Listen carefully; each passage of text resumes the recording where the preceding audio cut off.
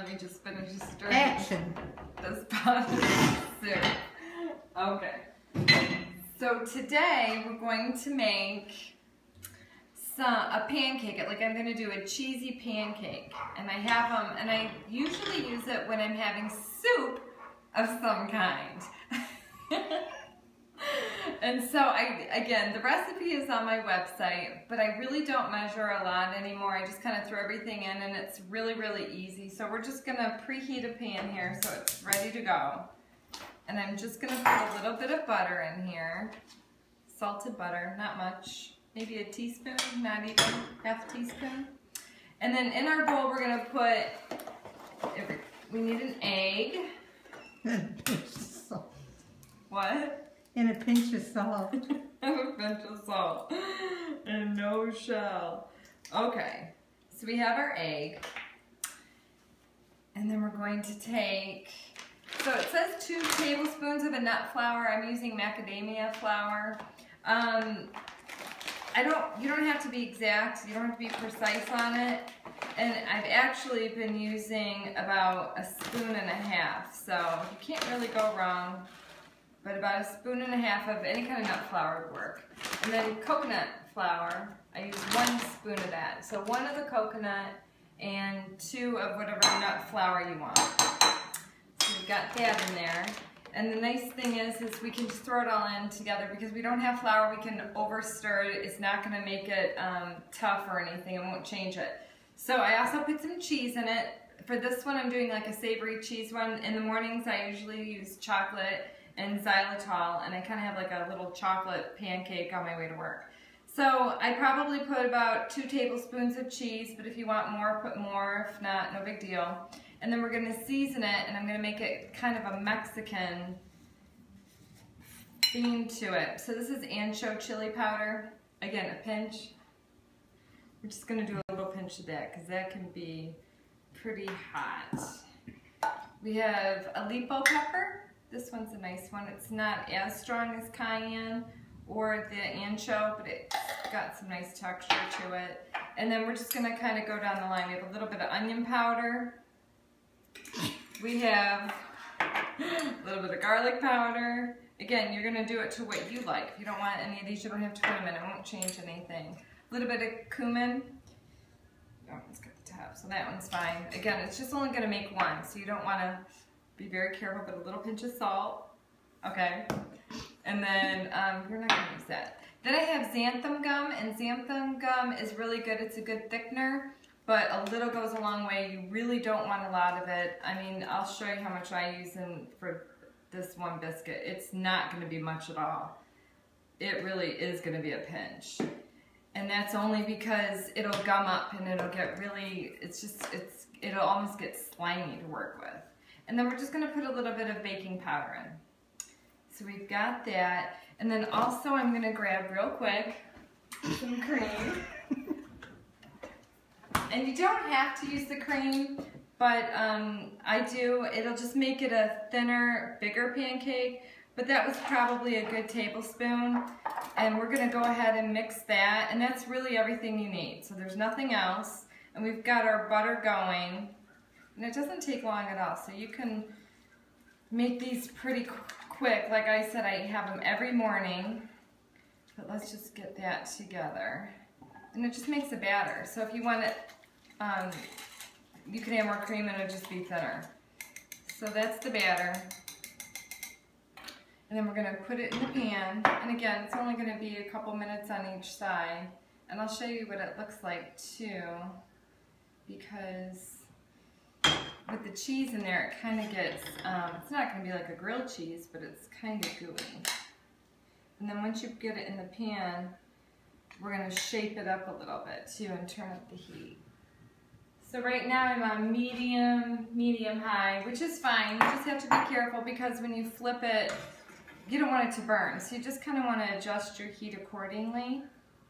So as you can see, we can shape it up. And again, it doesn't hurt, especially with the cheese. If you want, you can put a lid on top of it, not tight, but just enough to kind of get the cheese melted. So we're gonna go ahead I'm going to cover that. And while that's cooking, we're going to stir the soup again. And we'll be good there. Oh, that looks yummy. That is yummy, and that's a recipe we have on Gone with the Grain as well. Just ours doesn't have carrots. That one has carrots. No starch. No. Again, so in the morning, if you want, you can use chocolate powder, again, unsweetened. So I would just take the cheese out. I wouldn't use these spices. I might use a little bit of vanilla. I definitely put cinnamon in there. That's good for your metabolism. Some chocolate powder. And again, it's all as much as you want. So if you want more chocolate, you just put more powder in, and less, I would figure about a spoonful, and that should be good. So again, this doesn't take long. And one nice thing about it is it kind of moves, so you can tell when it's done on the one side. And like I said, just to talk back about the xanthan gum, if you put xanthan gum in there, it really would have a slimy texture, so you really don't want to go overboard on that one. The baking powder will help it rise. And then again, your nut flour, whatever one you want. Most people use almond flour. That's a really good one. The macadamia nut flour, that's really good. The only thing is it has a little bit, you might want to pulse it in a little coffee grinder because it still has little bits of nuts in it. It's not as fine as the almond flour. But so we're looking at this, if you can see, it's gonna start looking dry on the edges, and that's what we're looking for. And I'm not gonna pause it because I do wanna show you how it looks. It just has to kind of come together. And like I said, in the morning, I don't use a lid to make sure it's cooked. It doesn't take that long, but with the cheese, we want it to be melty. So we're just gonna kind of cover it a little bit and help it out. And once you flip it, it's pretty much done at that point. I would just probably leave it on the heat for about another 15-20 seconds, and then literally just turn it off and forget about it and kind of clean up or whatever, and then it should be good to go. Let's see. See how it's giving in the pan? That's a good sign. That's what you want to look for. And that right there, now it's going to go a lot quicker. But as long as it's not sticking, and then the more it gets done, the easier it's going to be to flip. If we flipped it right now, it wouldn't be done. You can see it's still kind of wet in the center. And on the edges, I don't know if you can see, but it's starting to look a little drier. Again, it's what we want. This one will take a little bit longer just because of the cheese, but we're just going to let it go a few more minutes. And it's really good, actually. These, because you can fill it with anything, but if you're having soup and there's people who are not gluten-free, they'll have grilled cheese. This is a good substitute. We did sloppy joes, and we put them on top of there. This is kind of the base I use for the patty melt, so it's really versatile. We're almost about to flip it, and once it gets to this point, you kind of have to really keep an eye on it because you don't want it to burn on the other side. You just want it to get done. So I just want to give it a... And like a pancake, it'll actually start to show air bubbles that won't close, and that's what you're looking for. So if we flip it now,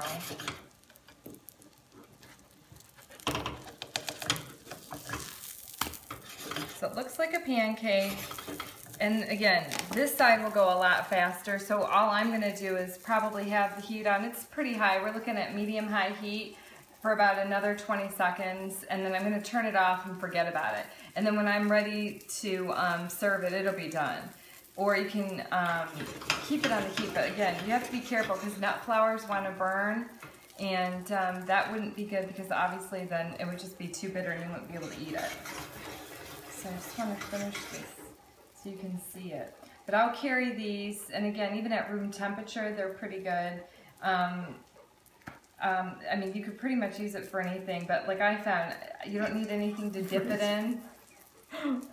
You don't need anything to dip it in, but literally you could use that and make it like a little pizza crust too, and just adjust the seasons accordingly from oregano to basil or something like that. So anyway, I'm going to cut it in half so you can see. You can It use it as like. a frisbee. That's because you eat bread.